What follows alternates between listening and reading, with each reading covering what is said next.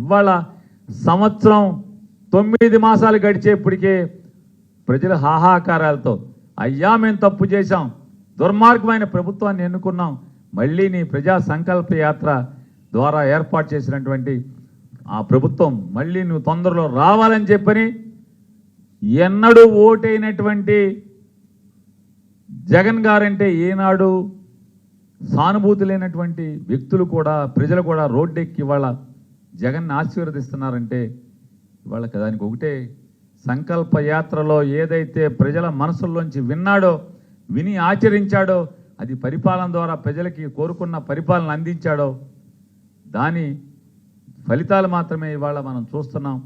ఇవాళ దుర్మార్గమైన ప్రభుత్వం నిన్నో మొన్నో మన రాష్ట్రంలో కాదు దేశంలోనే అత్యంత ధనిక ముఖ్యమంత్రి అయినటువంటి ధనిక రాజకీయ నాయకుడు అయినటువంటి నారా చంద్రబాబు నాయుడు గారి పుత్రరత్నం మాట్లాడుతున్నాడు. జగన్మోహన్ రెడ్డి పొలాలు చూస్తాకి వెళ్తే వెళ్ళాడు, కానీ ఎవరిని చంపకుండా రావయ్యా జగన్మోహన్ రెడ్డి అంటున్నాడు. అరే చంపే అలవాటు అయ్యా లోకేష్, మనుషుల్ని చంపే అలవాటు మీ నాన్నది నీదే అనేది చరిత్ర చెప్తుంది. కందుకూరులో ఓట్లు అడుక్కుంటాకెళ్ళి 7 మందినో 9 మందినో పొట్టన పెట్టుకున్నటువంటి చరిత్ర నీది మీ నాన్నది కాదా? 8 మందిని పొట్టన పెట్టుకున్నావంట. గుంటూరులో పేదరికాన్ని ఆసరాగా చేసుకుని పేదరికానికి ఎర్రేసామని చెప్పని 100 రూపాయల చీరలు పంచి పెడతామని చెప్పి రమ్మని చెప్తే పాపం పేదలు నమ్మి వస్తే వాళ్ళకి చీరలు సక్రమంగా పంచిపెట్టకుండా మీ ఫోటోల కోసం వీడియోల కోసం జనం గుమ్మిగూటి తోసుకునేది కనపడాలి కాబట్టని చీరలు విసిరితే లారీల్లోంచి ఆ తొక్కిసలాటలో అమాయకులైన పేదలు 7 అసూలు బాయలేదా? 3 అసూలు బాసి చనిపోలేదా అని అడుగుతున్నాను. ఇంకా మీ పాలనలో ఇవాళ గుళ్ళలో ఎంతమందిని చంపేస్తున్నారు మీరు. సింహాచలంలో గోడ కట్టించారంట. గోడ ఎవరు కట్టించారయ్యా?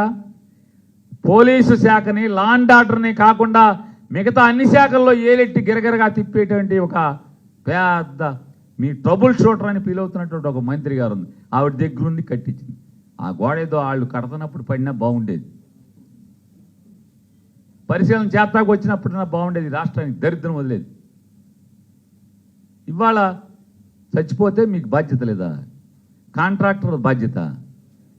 తిరుపతిలో దర్శనానికి క్యూలో టికెట్లు ఇచ్చేదానికి తొక్కిసలాట్లో తిరుపతిలో అసూలు బాయటమా? 30 మందా ఎంతమంది? 9 మంది. 9 మంది ప్రాణాలు గాలిలో కలిసినాయి. అంటే దేవుడు దర్శనానికి వస్తే వాళ్ళని సరాసరి దేవుడి దగ్గరికి పంపించినటువంటి చరిత్ర మీ పరిపాలన.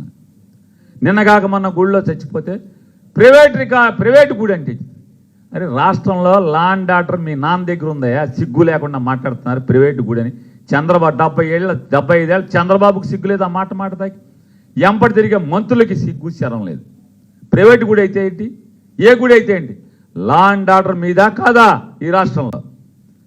అరే ప్రజలు ఏకాదశి రోజు దైవ దర్శనం కోసం కాశీబొగ్గులో తండోపతండాలుగా బయలుదేరుతుంటే మీ పోలీసు వ్యవస్థ ఏం చేస్తుంది? మీ పోలీస్ స్టేషన్లు ఏం చేస్తున్నాయి? మీ సిఐలు డిఎస్పీలు డిఐజీలు ఎస్పీలు ఏం చేస్తున్నారు? వైసీపీ వాళ్ళ మీద తప్పుడు కేసులు పెడుతుంది తప్పితే ఏం చేస్తున్నారు మీరేం చెప్తున్నారు? తెలీదా మీకు? చచ్చిపోతే ప్రైవేట్ గుడా? మరి లా అండ్ ఆర్డర్ మీకెందుకు? మాకు ఇచ్చేయండి. అయితే జగన్మోహన్ రెడ్డికి చూపిస్తాడు. శాతకానాడు పరిపాలనలోకి వస్తే తప్పుడు ఆలోచనల వాళ్ళు, డబ్బు మేయటమే పనిగా ఉన్నవాళ్ళు మీలాంటి వాళ్ళు ఇవాళ వెళ్తున్న ఏలుబడిలో ఇవాళ ప్రజలకు శాపం మీలాంటి వాళ్ళు. జగన్మోహన్ రెడ్డి గారు ఏం వెళ్తాడు, అది ఏం పరిశీలిస్తాడో ఏం చెప్తాడో అవి చేద్దాం, మన లోపాలను సరిదిద్దుకున్నటువంటి బుద్ధి జ్ఞానం లేని ప్రభుత్వం మీది. పెళ్ళాం పిల్లలతో క్రికెట్లకు తిరిగేటువంటి రైతులు ఇక్కడ చస్తంటే అలో లక్షణ అని తుఫానికి పెళ్ళాం పిల్లలతో సరదాకి క్రికెట్ చూసుకుంటారు వెళ్ళి. అధికారం ఉంటే అమిత్ షా కోడికి ఏంటి కొండ మీద కోర్టు కూడా సావాసం చేస్తాయి. అమ్మ మీరు పెద్ద గొప్పళ్ళు పోటుగాళ్ళలాగా క్రికెట్లో మీరు ఆడిచ్చామని చెప్తారు. మీరు లేకపోతే క్రికెట్ లేదు ఈ భారతదేశంలో. రేపు నాన్న మామూలుగా మా జగన్మోహన్ రెడ్డి ముఖ్యమంత్రి అవును, అమిత్ షా కొడుకు మోడీ చుట్టాలు అందరూ నాతో సావాసం చేస్తారు. ఇది పెద్ద విషయమా? దీనికి పెద్ద గొప్పలు చెప్పుకుంటున్నారు మీరు క్రికెట్లకి వెళ్ళి. రైతు అలు లక్షణ చస్తుంటే ఇవాళ మీ యువగళంలో తిరిగావు, ఏదన్నా యువగళంలో జనం చెప్పింది ఒక్కటన్నా నువ్వు ఆచరించి చూపించావా అని అడుగుతున్నాను.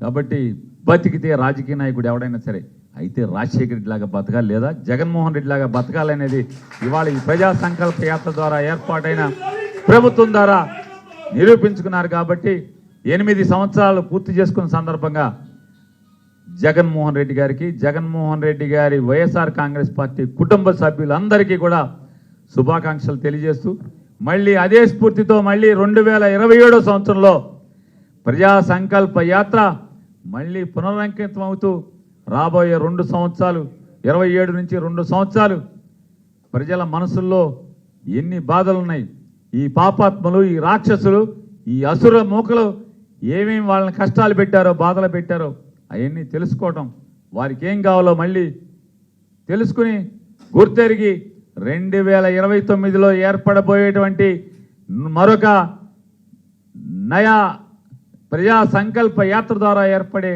ప్రభుత్వంలో అవన్నీ నెరవేర్చేదానికి సంకల్పంతో జగన్మోహన్ రెడ్డి గారు ఆయన ఉన్నారని చెప్పనేది మనస్ఫూర్తిగా ప్రజలందరికీ కూడా తెలియజేస్తూ జై జగన్మోహన్ రెడ్డి, వర్ధిల్లాలి జగన్మోహన్ రెడ్డి గారి నాయకత్వం, వర్ధిల్లాలి వైఎస్ఆర్ కాంగ్రెస్ పార్టీ నాయకత్వం, జోహార్ వైఎస్ఆర్. కార్యక్రమంలో పాల్గొన్నటువంటి ప్రతి ఒక్కరికి కూడా